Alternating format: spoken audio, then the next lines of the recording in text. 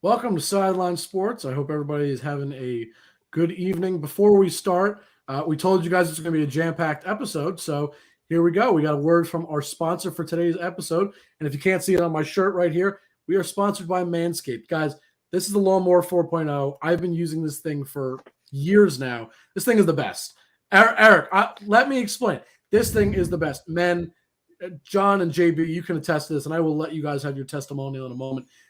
Guys, if you are shaving down in your privates, I know it sounds funny. Dude, it sucks. It is the worst. Okay. The amount of times you nick and scrape and hurt yourself, it happens all the time. This thing is a lifesaver. Okay. I was just using it today. Okay. This thing it's the best because when you got to clean yourself up, you got to do a little manscaping, right? You don't want to hurt yourself because it sucks. It's terrible. This thing, the Lawnmower 4.0, it's the best. Absolutely love it. I've turned JB and John onto it, and I know you guys, you use other products that you absolutely love. So please tell the viewers what you use other than this absolute beauty of a product. So, I got my favorite thing right here, the ball deodorant. Now, that's important. You go, listen, Eric, we're in locker rooms all the time, right? Fair enough. What could be worse than the smells that come out of a locker room? After the shower, throw some of this on. You're nice and dry all day. Oh, it's got you feeling great. It's beautiful. Definitely get some ball deodorant. Can't go wrong. John, what do you got with you today? Look, I've got the Crop Reviver. Now, what is the Crop Reviver? This is interesting because when you're with your significant other, whoever that may be, you want yourself to look good. Now, typically down there, it doesn't look very good. But we got what's called a ball toner, which actually is pretty nice because when your significant other looks down there, and it's going to happen. Yeah, it's dirty to talk about that, that in the bedroom stuff. But when they look at that stuff, typically it's not very pretty. But if you tone, think about toning your balls down there. You think about the combination of what we have. You clean it with the lawnmower. You make it smell better with JB when he had the ball deodorant, and then you got to make nice then you golden, make it look beautiful. Golden bronze look down there. Okay, all right, man. fellas. How come I'm the last to be brought to the party on this one? You three have had this. Jake, you've been talking about this for years now. John and JB, I thought I was friends. So we were all friends here, fellas. So, all right. Eric, Jake, I have good news for you. How could she resist you? I mean, I have good news. I need Eric. some of this. Go to manscaped.com right now. And if you use the promo code SSN, that is SSN, all caps, for Sideline Sports Network, you will get 20% off and free shipping. And this code will be available to anybody that sees this, including you, Eric, all the way through the end of this year. So I'm telling you, go use it because between 1, 2, and 3, it's the best combination. You got clean, fellas, you're clean shaven. I'll be back. Smell good. I'm going to go get mine. So I'll talk to y'all in a minute. I'm going to go get mine right now. I'll be Make back. sure you grab your credit card. Listen, Christmas is coming up. There's nice packages. They have all this together in a package with a T-shirt. Jake, show them that bag that you used to take around your stuff. Oh, this beautiful thing? Or on the road. Oh, this is the best. I love this thing. I mean, you got everything you need goes right in here. Absolutely perfect. Oh, it's beautiful. This thing's like, it's the best. Man. It looks like a football almost. It's gorgeous. Comes with the boxers and the shirts you guys have on. Oh, you mean these bad boys? Oh, you don't think I have these readily available? Of course I do. These things are amazing. Listen, Christmas is coming up. Hanukkah is here. Absolutely. Now is the time to get the gifts for your significant others, your family members, the men in your life. Hey, and don't forget, women, females, they have products for you guys too. You're not excluded on this. There are plenty of things for you guys too. So anybody, this stuff is for you guys. Don't forget SSN. See, I mean, Eric, you can't even see Eric right now. Eric is so excited. He's going to buy stuff as we speak. I mean, think about 20% off. That's a fifth of the price. It's a great deal. Knocked off just because you add in Sideline Sports Networks. SSN, all caps. SSN, Absolutely. all caps on manscaped.com. You go there. Manscaped.com. There you go. There you go. I mean, it works for us guys. I mean, I love it. I don't know what else to say, man. I love it. I am satisfied. Listen. Significant others happy. You can't Everybody's get much happy. better than that. Everybody's Go into the locker wins. room, you see all the athletes with their, ball deodorant, making sure they smell It's important. good. And can't go wrong. 20% off, code SSN. Make sure you order it now for Christmas. But let's get on to the show, fellas. Let's get to our regularly scheduled programming. Hopefully, Eric can rejoin us in a few minutes if he's not too busy. I know he's very excited about buying his stuff. Actually, before we get to a regular scheduled program, I also can't forget Score No Score, our other sponsor, our constant sponsor. Eric is not this Eric, actually a different Eric. Work with him closely. Score No Score is our constant people we're working with. We love them. Flagship sponsor. They are. Yes. There you go. Thank you. Couldn't have said it better myself.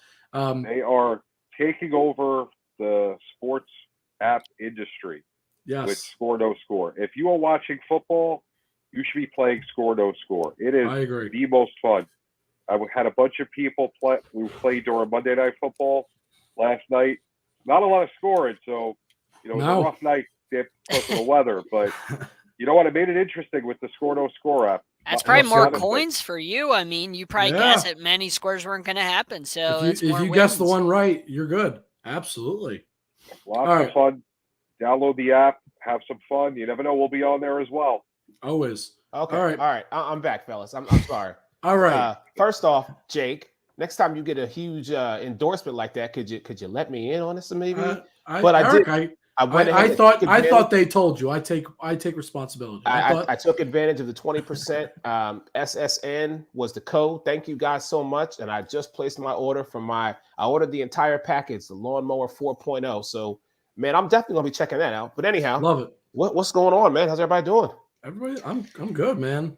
Well, I know you're good. I mean, I just told you about everything that I got.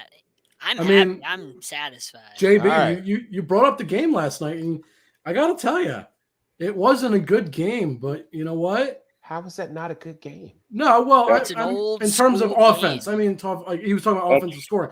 But I got to tell you, there's one thing I will say. There's a reason the Pats are number one right now. They showed it last night. They got a strong defense, a good run game. They planned effectively. It's as simple as that. They didn't have to throw the ball. They did exactly what they had to do. And you know what? They came out as winners. Listen, it might not have been such a good scoring game if you were on the Score No Score app. But in terms of overall football game, I have to admit, what we saw last night was an old school barn burner between two AFC East teams. And I wish Buffalo would have found a way to get it done. But, when your kicker wasn't doing his job and your run game wasn't what you needed it to be, I mean, Josh Allen can really only do so much.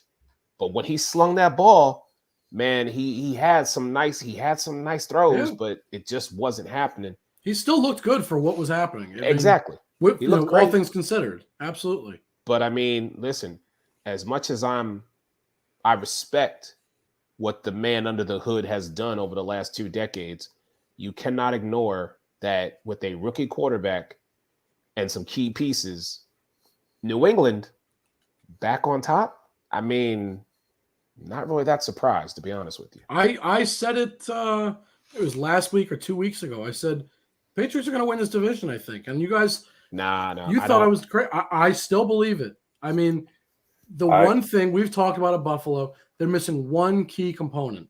They don't have a run game still. And that was their fatal flaw last night. That's the one thing they need. If you give them especially in a bad weather game like last night, where the running game is so important. That's what I mean. And then you're playing, one of the greatest minds in football, and Bill Belichick. I just wrote about that on the Inscriber, there on the sports section by Sideline Sports. Another thing we're involved. Another thing we're doing, guys. Do we sleep? No, we don't. We just grind. What are you talking about? No, I don't even know what that is. Sleep? Never heard of it. But yeah, I mean, I wrote about that week how right now New England with playing Buffalo yesterday is going to take control of the division. I mean, they had the help of the weather and the Bills' floor, like you said, that running game, and it totally turned that division around now. Buffalo's not in the driver's seat anymore. Hey, John, you said last night on the Sports Arena when we were talking, Mac Jones had thrown one pass the entire first half of the game. His stats for last night, 2 for 3, 19 yards. You can't get 0 interceptions, 0 touchdowns. When has the last time we've ever heard of a quarterback having 2 for 3, 19 yards and winning a football game? 1974 was the last time ago. Somebody attempted. I want to say the Pats were the last team to do that as well. I think. I could be wrong. I'm not exactly sure who, but 2 passes in, I believe, 1974 was the last time. It's been a long time. That's crazy.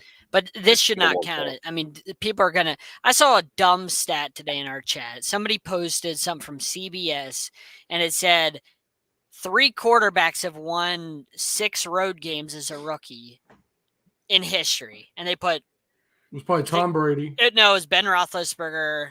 I think Patrick Mahomes and – no, not Patrick Mahomes because he was a rookie and he didn't play. Forget who else, but Mac Jones was on there too. And I was like, seriously, you're putting Mac Jones on there. He didn't win yesterday's game. He literally didn't do anything at all. Yeah. So do not give him credit for a win because he did 0. John, he didn't, no, you could have put a rope there and it no. would have been John, nothing. Come on now. No. Didn't do anything. So, John, somebody had to hand the ball off. Was there a quarterback playing for the New England Patriots last night? I can't Yes tell. or no? There was 3 passes. John. Okay, fine. John, was there a man under center last night for the New England Patriots? Yes or no? Yeah. Okay. So you have to give – he was on the field. He was not injured. He did play the game. It was not a typical quarterback, what we expect and what we're kind of accustomed to. But you have to put him in that conversation because he was the guy under center. He may not have played quarterback last night. He may have just been, hey, I'm going to hand it off to you. Hey, I'm going to hand it off to you. Hey, I'm going to dink one to you. Hey, I'm going to throw one to you. Hey, I'm going to miss this guy. There you go. You just named all 3 of his passes. But that's what I'm saying to you. But you know what? God, they won the game, didn't they? He still had to take every snap in bad weather and not fumble the ball hand the ball off. And not but you know what? Hold on. You say that, exchange. but Josh Allen had a fumble last. I think they credited with him, which it really shouldn't have been his fault. I think it was a handoff to – I think it was Matt Breida was the one that was trying to get the ball. It doesn't matter. It's one of the Bills' few running backs. I think they credited Josh Allen with the fumble because of a bad exchange. But that goes to JB's point, which is even if you want to say, oh, it's the running back's fault for the missed connection on receiving the ball, whatever, doesn't matter.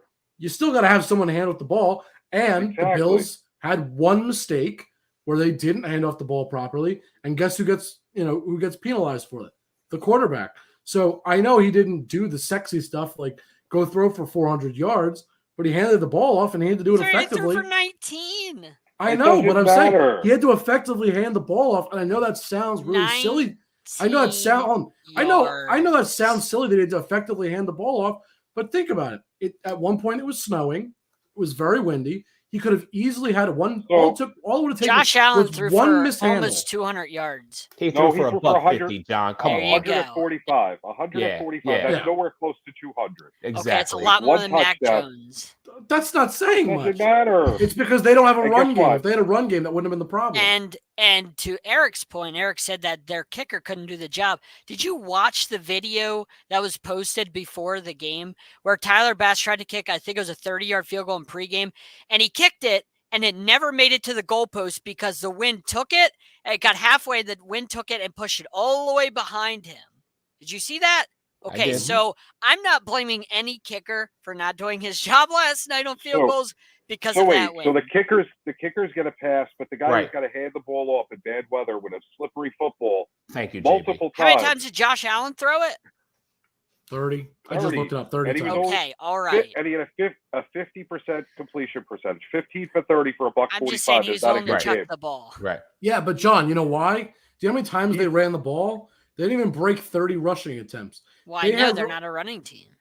But that's the point. That's what I was saying. Go anywhere. This is why we had this conversation last year in the playoffs. They're not going to go anywhere. That's why I think the Colts are a more dangerous team at times, and I say that, and I'm going to tell you why. I've been telling Eric this for weeks about the Colts. They have a solid passing game, and they have a fantastic running back with a strong offensive line and a defense that doesn't screw up. It plays well. That's what you need. The Bills are missing one. I know, but I'm using them as an example. Yeah. But I'm saying dangerous. the Bills are missing one key component that the Patriots have, that the Colts also have. They both have quarterbacks that can play. I'm not saying their quarterbacks are better, but they're quarterbacks that can play the game and won't lose the game. That's the important thing. They may not go out and win it, but they won't lose the game for their team. They have running backs. They have a running back or running backs, multiple, depending on which team you're talking about, that go out there and they can run effectively. They have strong offensive lines. They have defenses that help win games. The Bills have all of that except for the running backs. That's the one thing the Bills are missing. If the Bills had great running backs that could do what we see from Jonathan Taylor or we see from the multiple Patriots running backs last night, the Bills would have won that game because they would have been able to run the ball. But they couldn't because they just don't have the guys to do that. I'm not arguing the Bills are the best team. I know, I'm just saying. I'm just telling you the Patriots are not what their record says they are. Why aren't just they? so you know. Time out, because John. Yeah. What's my favorite? Don't you dare give me that Bill Parcells. Don't give me that Bill Parcells nonsense. That's outdated. It's outdated. Stop for a second. When you don't make mistakes, right? You win games like last night, and you control your own destiny. That's the difference between Bill Belichick and that was and most of the other coaches in the NFL. I'd like to point out to me that was a statement win. I know it wasn't in the typical fashion that you would look for a statement win, and I say that because in a statement win you'd think it's good conditions. Usually, you're thinking it's going to be a quarterback duel or it's going to be defensive. It's going to be more than just running the ball. But you know what? They outcoached the Bills. They outplayed the Bills. They won the game. Why wouldn't they earned it. And it was impressive. I'll disagree with you and say they got outcoached because I don't feel they got outcoached. Sean McDermott utilized what he had. You guys have all sat here and said Buffalo Bills need a run game. Okay. And I agree with you. They do. They need to get some serious thoroughbreds back there to hold and run the rock. But they didn't get outcoached because if the game would have been a bigger disparity, then I would say they got outcoached. Sean McDermott did what he had to do. The elements were against him. He was playing, in my opinion, a better coach than him. So he had to play up to that level. But what I will do is I will say what Sean McDermott said in the post-game press conference. I'm not giving Belichick more credit. Sean McDermott's a big baby. No, oh my, are you serious? He's John? a big baby. Wow. So is their safeties. Right. This is. I have a problem with this. With how they're. I'm going to pause him because I want to hear what Eric had to say. Because John, you sir are out of order. Eric, please continue what you had to say. I was actually finished. What I said was, we understand the greatness that is Bill Belichick. When you play against him, you have to play on a different level. You have to elevate yourself to a different level. And that still might not even compare to where he is. What I'm saying to you is this, Jake, yes, I don't consider it to be a statement win. It was a necessary win, but not a statement win. It was a necessary win to maintain your position in the AFC East and the AFC in general, number one. And number two, you have to see them again, and they're coming to your house, and they're going to bring everything in the kitchen sink to make sure that they don't get swept. No. If that game's in a dome, how's that fall? How's that game go, Jake? How's that game go?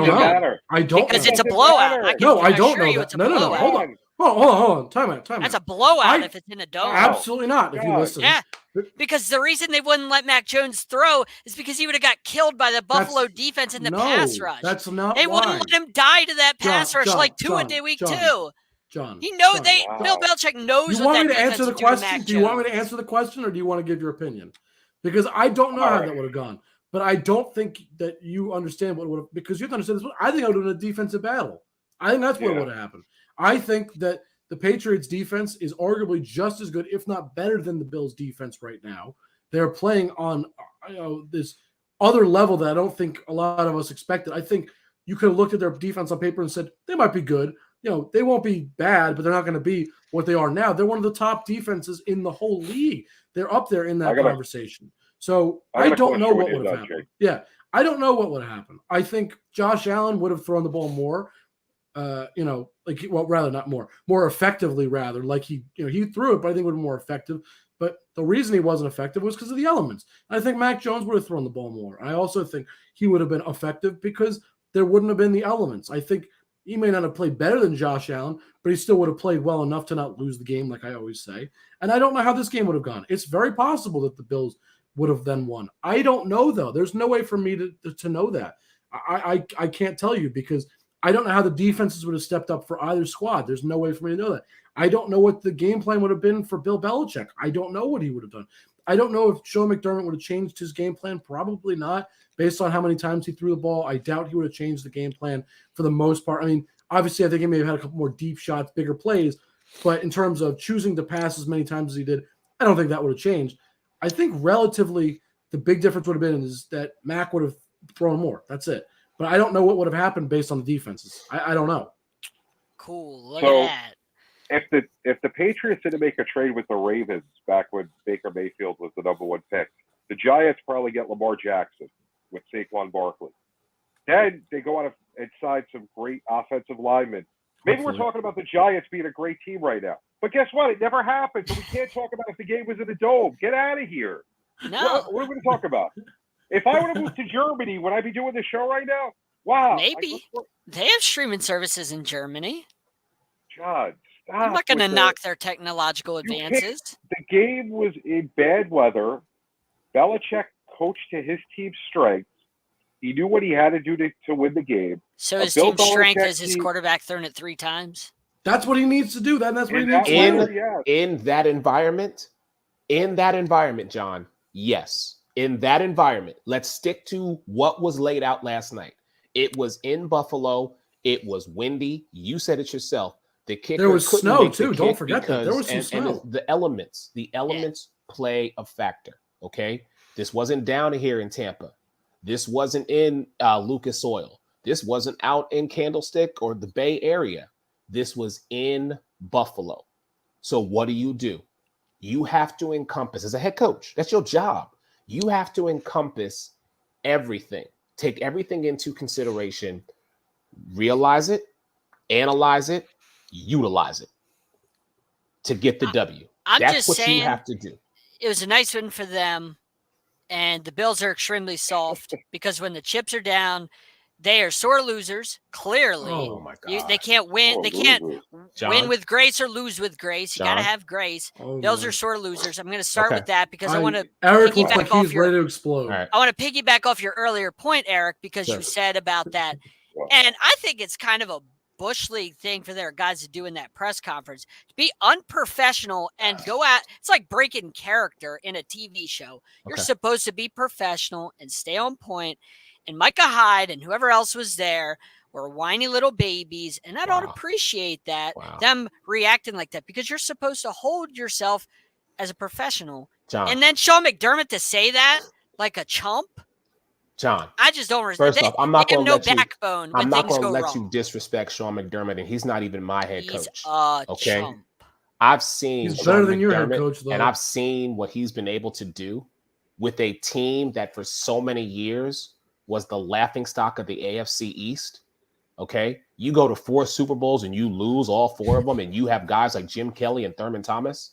All right, so I'm not going to let you sit here and disrespect that man for what he's been able to do with that team, pulling the pieces around him and utilizing this team to where they are playoff contenders each and every year. 1 year. Now, 1 big year. That's it. 1 big year. Okay. It's been 1 year. All right. I mean, what else have they done? Okay. All right. But here's what I'm going to say to you, getting back to the players and to the coach. John, you are on a different pedigree, if you will, when it comes to holding yourself to a higher standard. Do you hold yourself to a higher standard and a higher professionalism than most? When things don't go your way, what does Jon Shearer do? He analyzes it, he takes it in, and then he reroutes that energy to make something more positive of the situation. But you don't let people see you sweat. So, John, I applaud that. I recognize that. And my brother, I've got a lot of respect for that, because even me in my whole situation, and you and I have had many conversations about some of the stuff that I've been through, I have had to hold myself to a higher regard. All right.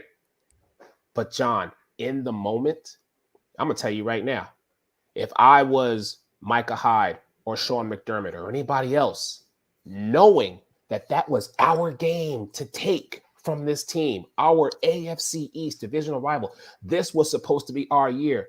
We let the cat out the bag. All right. They weren't pissed off at Bill Belichick. They were pissed off at themselves. But they ain't going to let you see that. So when a reporter they did let us see that because of his comments about McDermott said. When, okay, the situation occurs, there are times when we come down to be pure humans and we react on our emotions. So did they make a mistake? I don't feel they made a mistake because the reporter, I think, was trying to get a soundbite. Okay, we have sat in these media rooms. But isn't that your job to not take the bait, right?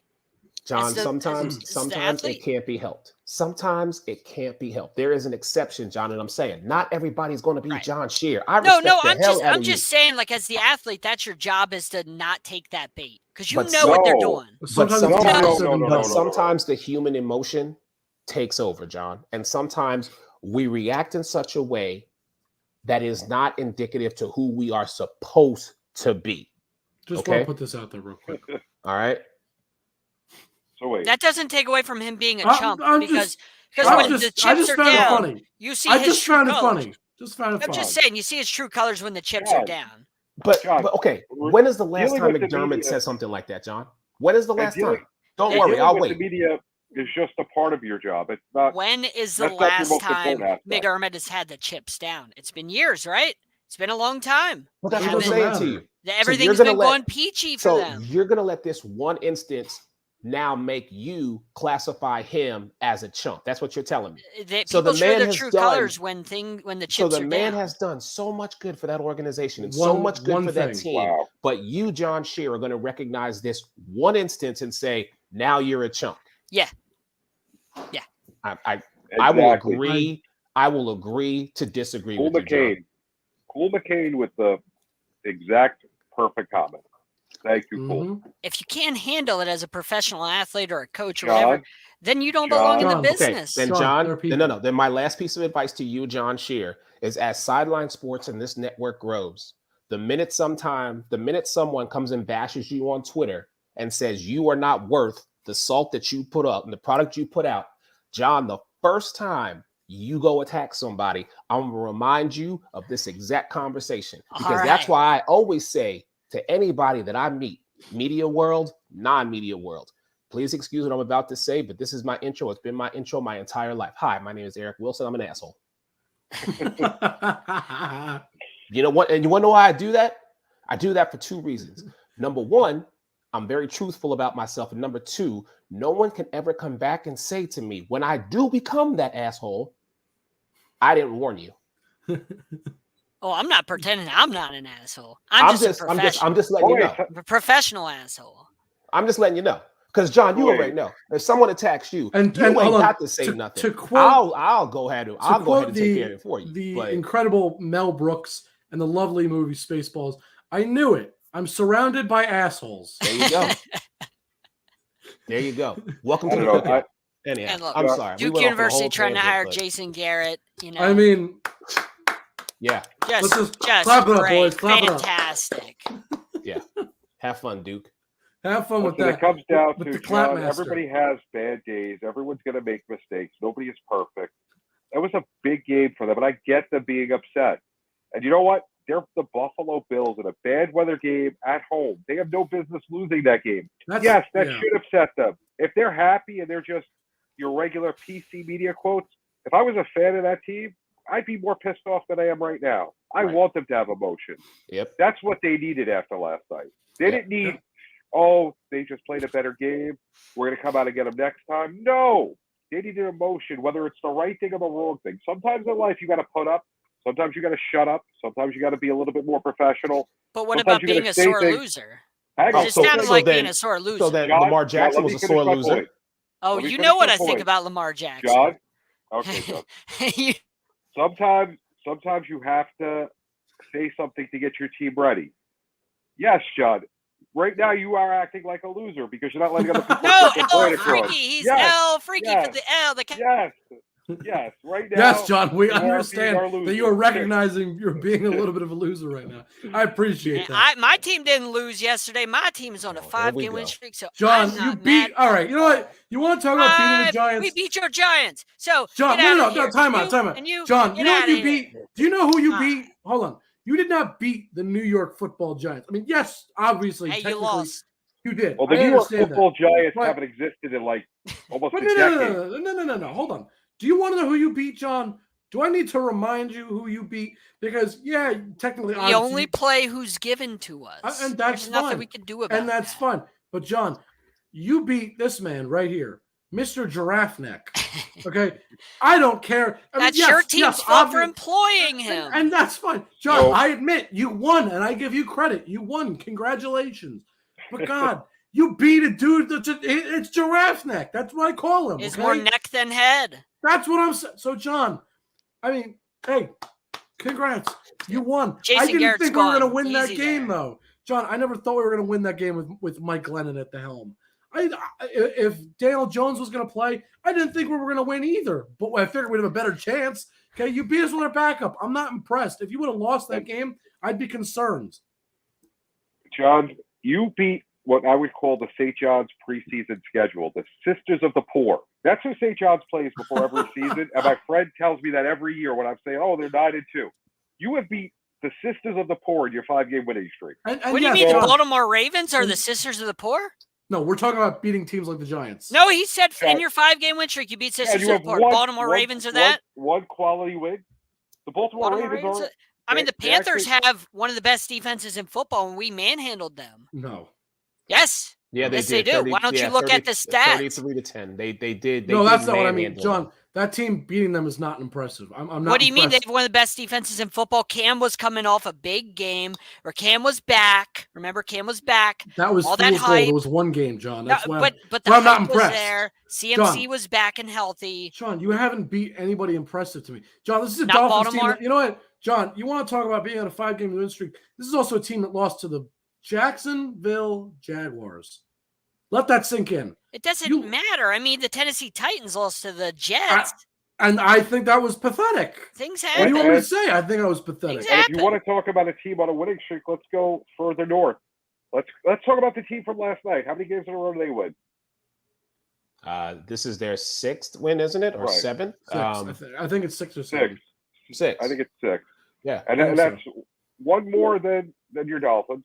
And Okay. they beat Buffalo. Buffalo, who's a All right. quality team. Yeah, well, because of the elements. You said it yourself.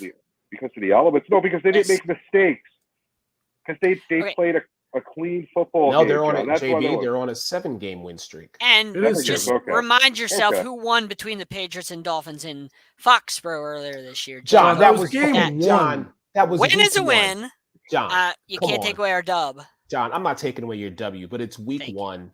All right. And what Week you have one to means recognize almost is nothing. anything and everything happens week 1. Please. I'm not, you know what? John, you know what? The we will schedule revisit favored this. you to face New England because I guarantee you, if you would have had to go to New England now, your Dolphins would be tuna by the time they got out of Gillette Stadium. They'd be frozen and served up on a platter. Come on Just now. so you know, the fourth You will be playing team, them again, so the you'll lose to fourth, them. only the fourth team in NFL history to start 1-7 and get to 6-7. Only 3 other Congratulations. teams have ever done that. No John- team has ever had a winning record. So we have an opportunity to break that John, record. Nobody's ever done it. Congratulations.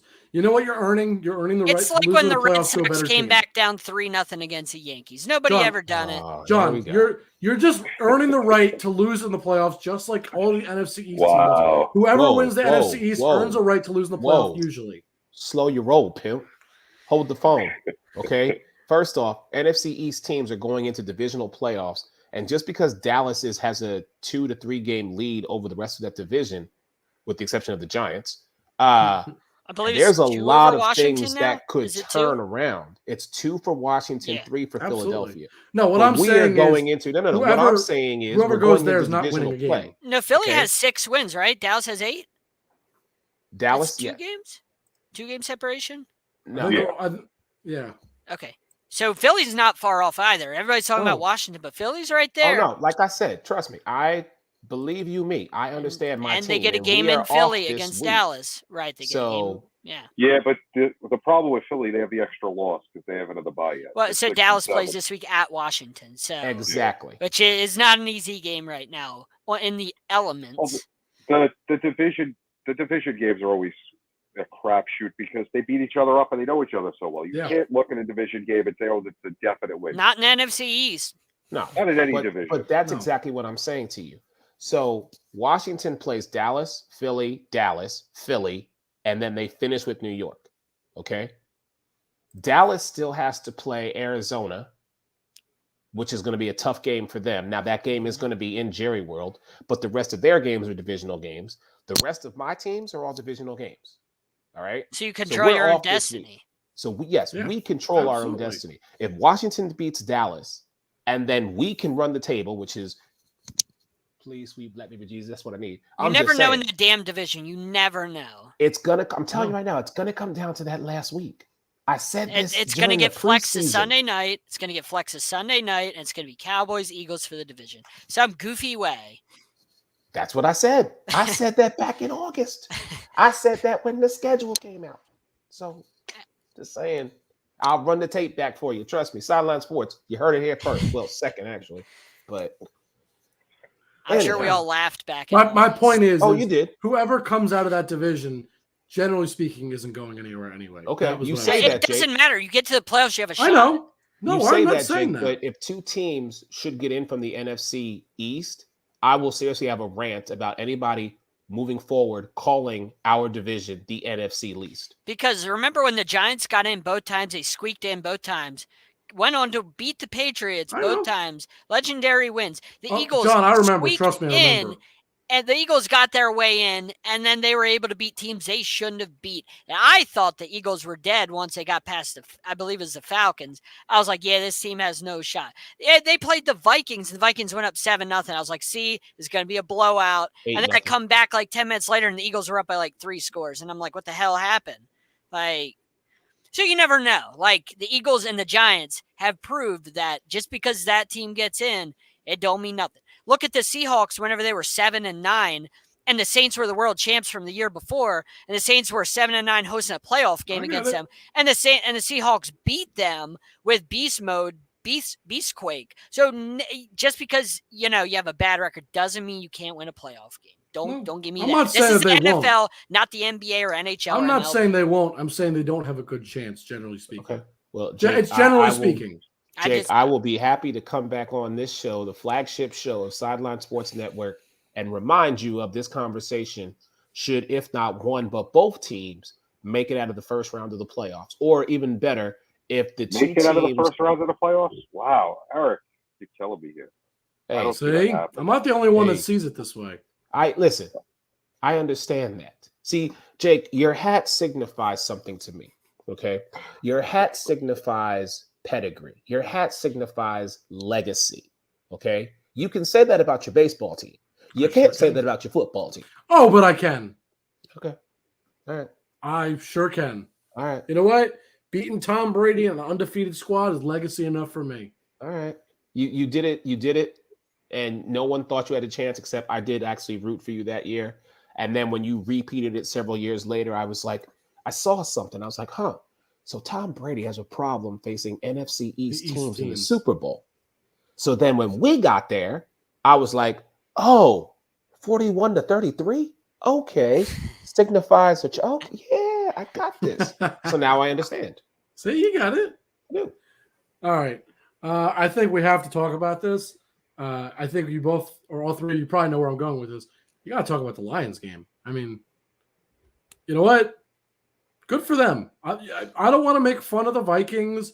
I don't even want to go that way. I mean, we can if you'd like to, by all means. But I want to start by saying, you know what? Congrats to the Lions. They finally earned a win. Because you know what? I felt bad for this team because it's not like they've been blown out in every single game. They've had games where they could have totally won. And they definitely play with a lot of heart. Good for them to finally win. Seriously, good for them. They really. I mean, I honestly felt bad for them that they hadn't won previously. I'm happy to see them finally win because they really did deserve at least one win somewhere along along the way at some point. And they should have won more than one game, but that's a whole other problem. That's the difference between a good team and a bad team. A good right. team finds ways to win those games and have more than one win. Well, to be fair, the Ravens only beat them because Justin Tucker has arguably the greatest leg of all time. I'm not.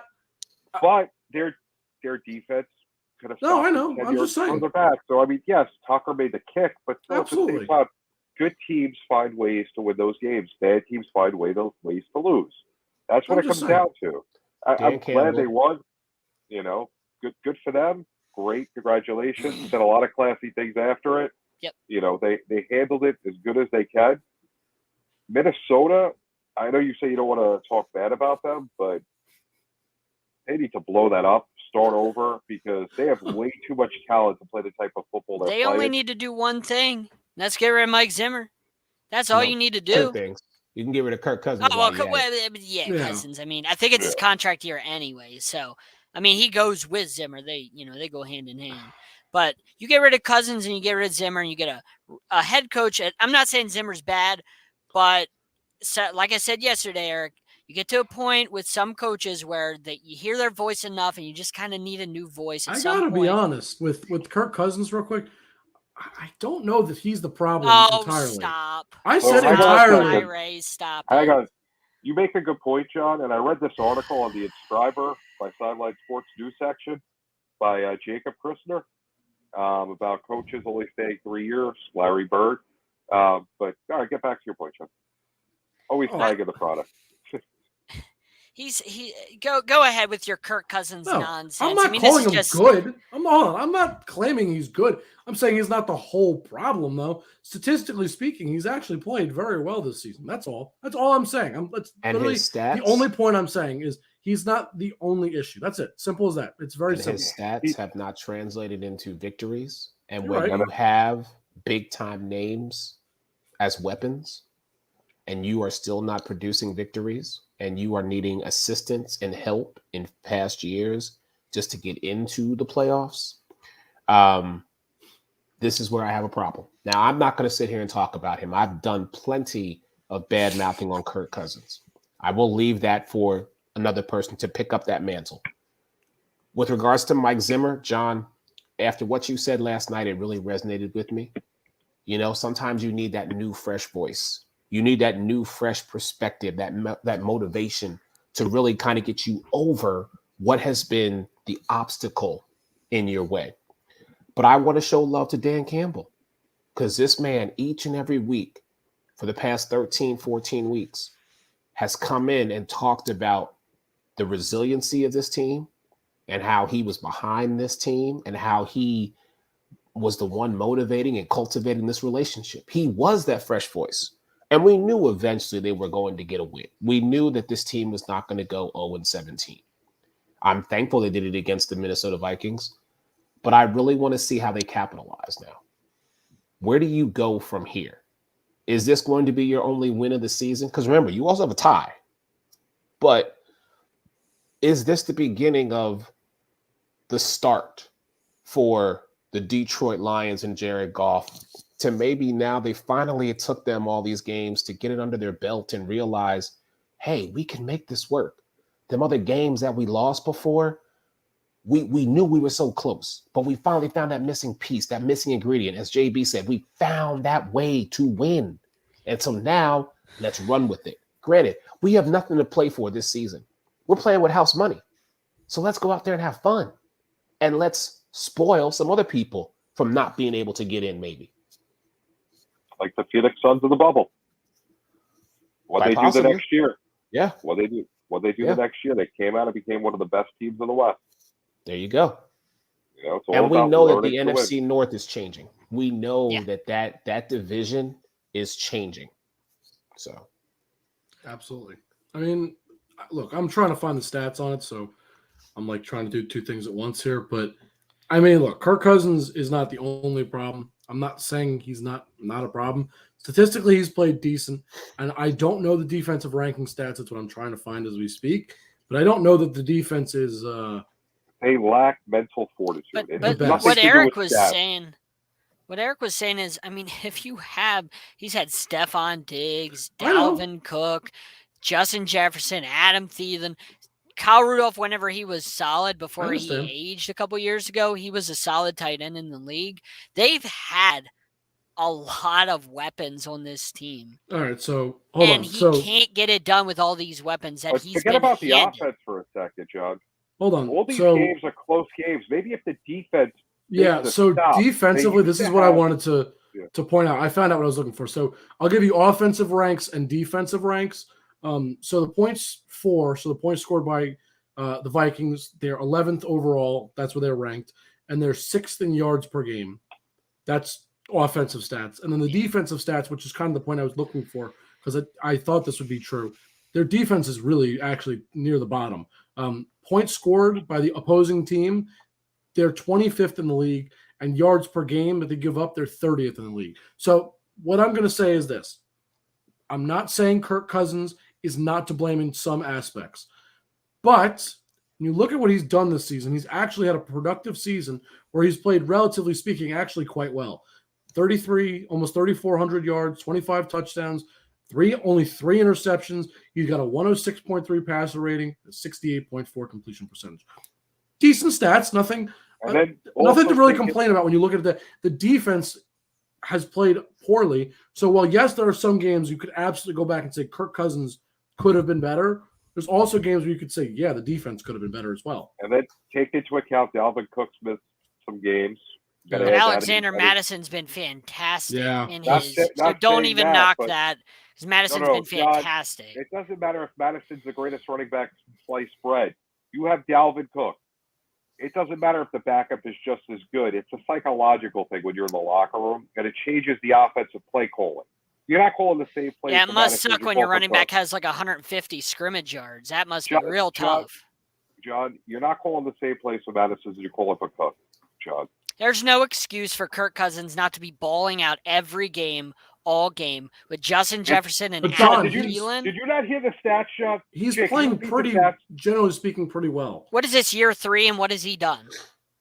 Where have they gone? Where have they gone in 3 years? With all these weapons. I think you're missing what I'm saying. I'm going to need you to listen to Jake for a second as he repeats the stats, because it's not. Well, I know what the stats are, but the stats don't exactly tell the story. I understand that, but he's putting points up on the board. It's not like they are putting up points on the board. I just told you. Then why aren't they? Why haven't they done anything? I just told you. Okay, in 3 years. Hold on. I'm talking about this year. If your offense is 6th in the league in scoring points, I believe that's what I said. No, I'm sorry. It was 6th in yards. I was 11th. 11th in points scoring. So they're almost in the top 10. It's pretty good. But when you have bottom of the league stats and defense, what's going to happen is basically this. It's going to be you're scoring a lot of points, but you're also getting a lot of points scored on you. Something's going to give. If you just put by basically time of possession and who gets last possession. If you don't have last possession and your defense is playing poorly, the other team just might march down the field and score on you. And Kirk Cousins may have thrown for 5 touchdowns and it's still not his fault. That's what I'm trying to say. So I'm not saying he's not to blame in any respect, because there are games. I'm just curious how Patrick Mahomes won a Super Bowl with a terrible defense, and he had to do the same thing, but he had no problem going to win a Super Bowl. John, I'm just saying you can't compare Patrick Mahomes. They both have elite weapons. So Jake, let me very different. Let me see if I can provide a little different viewpoint here. But as John will tell you, I'm very much in his corner on this one. Why is it that Ron Rivera and Tyler Heineke can know that when we're playing against the world champions, we need to control the time of possession? Yet Kirk Cousins and Mike Zimmer can't figure out control time of possession. If you know your defense is in the bottom, ranked in the bottom of the 32 teams in the NFL, and is allowing offenses to basically run, or just their safeties are getting blown and nickels are getting blown. If you have all these weapons, why do you not control time of possession? Why do you just go out there and let's just score and just score and just score and just score and put our defense, a defense that is not good by your numbers, put them back out on the field? So is that a Kirk Cousins problem or a Mike Zimmer problem? I think it's both, which is part of what I was saying. I have to say that's, first off, whoever the DC is in Minnesota, you need to be gone. Let me just say first and foremost, let me get that out the way. Secondly, as the head coach, you should be able to recognize that, hey, our defense isn't where we need them to be. So, hey, Kirk, do me a favor. Since we have Dalvin Cook or an Alexander Madison or Justin Jefferson or a Kyle Rudolph or an Adam Thielen. Kyle Rudolph is on the Giants now. Sorry. No, but okay. he was. Why don't we? Well, I was assuming he was talking about this season. Right. I'm sorry. Right. If you want to talk about this season, then you're right. My apologies. It's okay. Let's spread the ball around and force these other the defenses that we're playing against to really kind of focus on, well, who are they going to throw to this time? Number one, what you're doing is you're disrupting their flow. And number two, you're controlling the clock. So if Kirk Cousins wants to go out and throw for almost 4,000 yards, 3,500, and has 25 touchdowns, 3 interceptions, those are all good. But if you know you got 6 minutes left in the game and you're down or you're up by a touchdown, why would you not want to hold on to that ball instead of trying to score one more time or kick a field goal? Run the time off the clock because you know your defense might not be able to stop them. Well, that's why he doesn't have that liberty to. This is why I said it's both of their faults. I said Zimmer's to blame and so is Kirk Cousins, but I'm not entirely blaming Kirk Cousins because at least when I'm looking at the stats, what I'm seeing is, okay, Kirk Cousins, in terms of going out, scoring points, spreading the ball around, those important things, he is getting those things done. I'm not disagreeing with what you're saying, but I think that's a shared responsibility between Kirk Cousins and Mike Zimmer. And when the defense is playing poorly, which also falls on Mike Zimmer as the head coach to take control of the whole team, half of his team is playing poorly, and there's I guess you could say a half of the other half of the team. So at that point, a quarter of the team or a quarter of the other portion of the team is not playing well because, time management is an important thing, right? So we could say let's say it's a quarter for just argument's sake. So he's got 3/4 of his team's failing. And even if you say, all right, half of that blame goes on Kirk Cousins, you still have a good amount of blame going to Mike Zimmer, which is why I said I'm not taking away blame from Kirk Cousins, but at least Kirk Cousins, in my opinion, is going out and doing, I would say, generally speaking, a lot more good than bad. So how is it that when Kirk Cousins got there, they had an elite defense, they had Stephon Diggs, Adam Thielen, they had the weapons, they had a defense. How did they not get to the Super Bowl? How did this team not get there? Because you had Harrison Smith, you had Anthony Barr, you had Everson Griffin when he was good, John, you had Xavier Rhodes when he was elite. I want to ask a question to you. So just because you have everything going right, you have to make the Super Bowl every year? I'm just saying, like, I'm just asking you that. If that team went to the conference championship the year before with Case Keenum, and then they go and get Kirk Cousins to replace Case Keenum, that's really the only thing they did, and they got worse.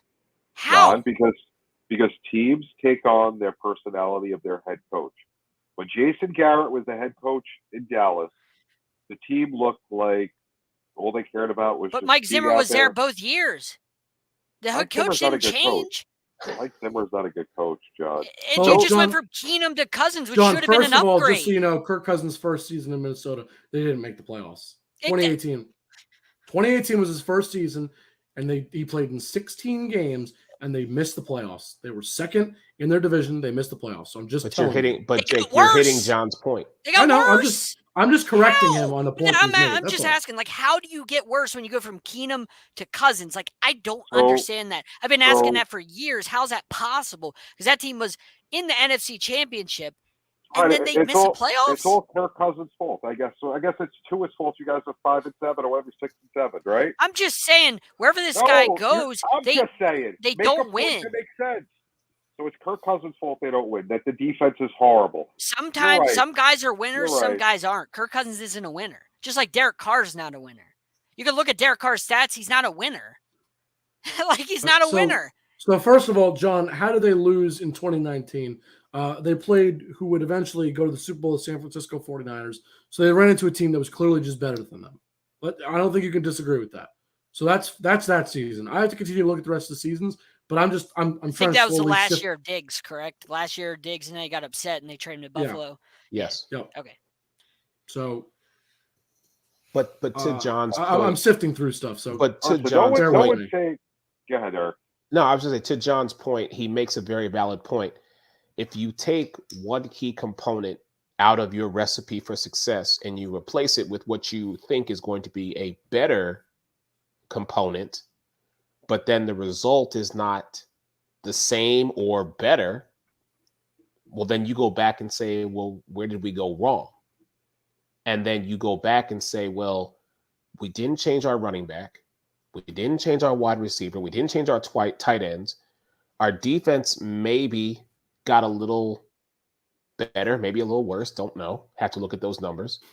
But the one key component we can focus in on is saying, well, we got rid of Case Keenum and we got Kirk Cousins. Well, Case Keenum got us to the NFC Championship game. Kirk Cousins didn't even get us to the playoffs. That's all I'm saying. If we're going to pinpoint something, that's what most people are going to pinpoint. They're not going to look at what the four of us do. They're not going to peel back the layers and say, well, where do these problems truly exist? They are on the surface. With Cousins, Jake, they haven't been to the playoffs. Yeah, I just told you, Minnesota Miracle. Did they get no? I meant with Cousins because that was with Keenum. The Minneapolis Miracle was Keenum. No, 2019. Okay. 2019 against the Saints, Kirk Cousins was on that team. Yeah. Okay. Yes. I only know that because I looked at the stats. I'm like 100% certain because I just saw it. I was just asking. They've made the playoffs that year, and then next year they missed it, and then here we are. So right now they are 1-2 under Kirk Cousins going to the playoffs. That's their record, 1-2. And Minnesota, I don't even think Minnesota's in the conversation this year to make the playoffs. They have a chance, I think, just because of then maybe just because there's so many teams able to make it. Eagles lead? Did the Eagles lead the wild card now? It's something. I think they have a chance just because there's an extra team now. But so right now, I don't know. The wild card of the NFC, the Vikings would be 5th. Okay, they are a game back, which they've blown many games that they should have won. So, absolutely. I mean, you can't really say that they're out of it because if they win those games, they're right in it. Fine. So the Vikings right now. No, the Eagles are above the Vikings. The Eagles have a better record than the Vikings. Yeah, I did say so the Vikings can't be 5. They're in the 5th spot for the wild card. I'm not talking about division leaders, John. Wild card teams. No, he's right. Because Rams, Washington 49ers, Eagles, Vikings. Eagles, Vikings. Yes. I know that's the 5th spot. Yeah, so the Vikings aren't in the playoffs at the moment. No, we're saying they're in the 5th wild card. Right. So that's not good. So if they don't get in, then their record would be 1-3 under Kirk Cousins as far as making it to the playoffs. And at that point, JB, I would argue, yes, Kirk Cousins is the problem because you're already 1-2. If you don't make the playoffs this year, Mike Zimmer, you're the problem. Kirk Cousins, you're the problem. Defense needs to get better. DC needs to get fired. Like you said, JB, to start this whole conversation, blow it up, fire sale, the whole thing, move the whole on. thing. They had a really good team a couple of years ago. It's garbage now. You can't close out games when you play the way that Detroit used to play, when they were actually decent and they would lose these games. And San Diego would, LA, I would love calling them. Chargers still do that. San Diego, Chargers still do that. And the Chargers still do that. Exactly. Yep. When you do that, you're not a good team. Good teams win games like that. You're right. Absolutely. You're right. All right. We are running out of time. So, gentlemen, do we have any final thoughts before we wrap things up here? Nope, I'm excited to get my Manscaped package, and thank you guys for turning me on to Manscaped. Shout out to Sideline Sports, 20% off SSN. I appreciate y'all, as always. Check out Score No Score. Yes, Eric, we'll start with you. Eric, where can they find you? As always, Monday nights and Wednesday nights, part of the Sideline Sport Network family, Sports Arena, 10 p.m. Eastern. My man, Jon Shearer. JB Ellis has joined us. Jake, I'm waiting for you to come on the show, man. Give me an invitation. I will be there, man. You already have an invitation. You every got an Monday, open door. every Wednesday night, 10 p.m. All you got to do, brother, is show up and get ready. You got it. I will. I will let you know within the next. I will be on. I'm saying it now. I'll be on within the next 2 weeks. Fair enough. Promise. And then every Thursday night throughout the NFL season, Alex Fleming's NFL Carousel. We're getting to the nitty gritty of that. A couple weeks left before we end season 2. And shout out to everybody that supported and rode with us through this entire process. And as always, I'm thankful to be a part of the Sideline Sports Network family, man. Thank you guys for having me and making me a part of this wonderful group. JB, for sure. Where can they find JB_ the program, the Alex Fleming NFL Carousel, producing the NBA Carousel, the program on Believe, the Inscriber Magazine, My Sideline Sports. Been on the Sports Arena. Probably go back there. A great show. If you're not watching this show, thank God we don't compete because they're both great shows. I want to watch both of them. Wait, I can't watch myself. I guess I have to watch this on tape. Just don't watch John. Watch on tape. You are really an old man. You know that? Hey. I watch game tape all the time. I don't want to hear that. That's different. That is a whole different I story. rewatch this show. I watch all the shows. That's game tape. On tape, yes. It's called tape, Jake. It's an industry term. Okay. Jeez, you're like Dan Mullen, not recruiting during the season. John, where can they find you, John? You can find me, of course, Sports Arena Monday and Wednesday nights, 10 Eastern time. Alex Fleming's NFL Carousel Thursday nights from 7 to 8. You can find we got the NBA, Megan Price's NBA Carousel Monday nights. Don't forget about that. We got the Sip Off Thursday nights.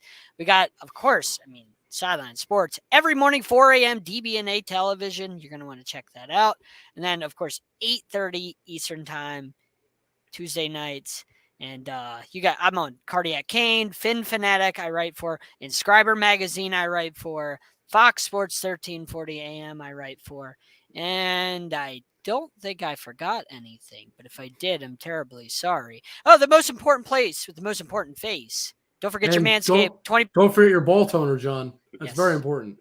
You guys can find me on Twitter at Jake_Malik, Facebook, Instagram, whatever it is. Just look up my name. But most importantly, as always, you can find Sideline Sports at the following places. As you see going across the bottom of your screen, Instagram and Twitter is Sideline Sport 1. YouTube, Facebook, we have a group page. And just a business page on Facebook. Just look up Sideline Sports. We're on DBNA Television, Spotify, Apple Podcasts, Google Podcasts, basically wherever you find your podcasts.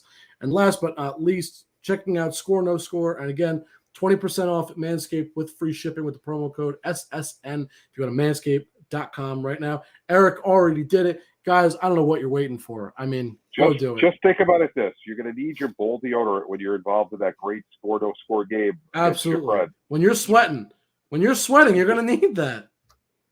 All right. Everybody have a good one. We'll see you next time.